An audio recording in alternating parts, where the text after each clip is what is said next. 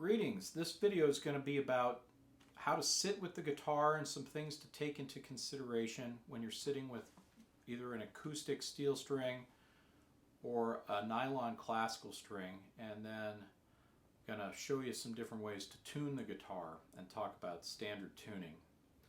So with the acoustic steel string, it's pretty traditional to rest it on the right leg. Place your right arm on the top of the instrument and position it so that you can pick near the sound hole.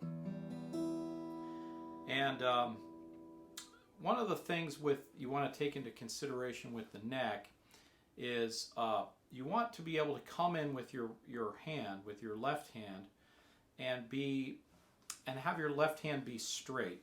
You want to have your elbow away from your body, so you can elevate it up, but you don't want to have it pointing down towards the ground with your elbow against the body. And you want to try to avoid playing with bent wrists like that. You want your wrists to be flat and straight so that you don't get any carpal tunnel or tendonitis or anything like that. You want that to be nice and straight. And so this type of a thing, you can see where it's straight there, and it allows me to move around and play. And here you see I can reach this. So this is the number one thing to avoid, or worse yet, resting your arm down on your leg. We want to avoid that. So those are the two basic guidelines. The other thing I see sometimes is you want to have the back of the guitar flat against your body, not like this. I see sometimes people get into this, and the problem with this, of course, is it bends your wrist. And I think people do this so that they can look down and see their fingers better, but that's not a good idea. You want to play with the back against your front and have it straight like that. The acoustic, the classical nylon is slightly more complicated because that is typically played by elevating the left leg. And so you get something like this, a footstool, which a footrest, as it says right on it, or there are also products called guitar supports that you can mount on the body of the instrument to support it. So like I've got my left leg on the footrest now, and then I rest the nylon string guitar, and I bring my left arm over, and as you can see I can finger pick here near the sound hole and adjust forward or back, and then this brings my arm in at a really nice angle, you see. So I've got a flat wrist, I can come straight in, my elbow is away from my body, I'm not resting my arm against my torso or on my leg or anything like that. And so that's a great posture and instrument position for the nylon string instrument. Now, some people try to play a nylon string instrument like they play the steel string acoustic, and that can work. You want to still try to elevate the arm so that you're not resting on your leg or against your torso or anything. I'm not too picky about this with my students. If they want to play like this, then that's fine with me. I just try to not have it be like this, or it's down like that, or like that. So up like this. But if you are going to play classical technique, classical style, I do recommend that you do this. That's how classical style is played. Classical guitar footrest or classical guitar support, which mounts onto the body of the instrument and allows you to have both your feet flat on the floor, but your instrument is still raised in that same way. Just want to state at the outset, there are different tunings for the guitar that are used, but this is what's called standard tuning. Now, standard tuning, the first string is on an E, Second is a B. Third is G.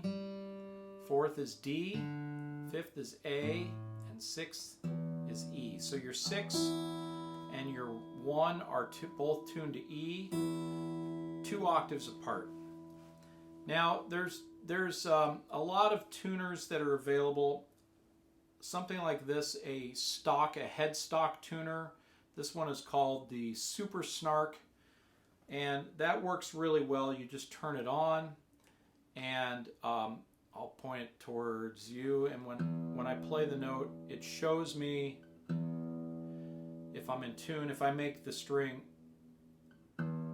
flat, you see it goes red, and then when it's in tune, it highlights in blue. If I go sharp, it makes it yellow. Okay, so a headstock tuner can work great. There's also a number of tuners that you can download for your phone or a tablet. There's a lot available online that you can download. A lot of tuning apps that work the same way.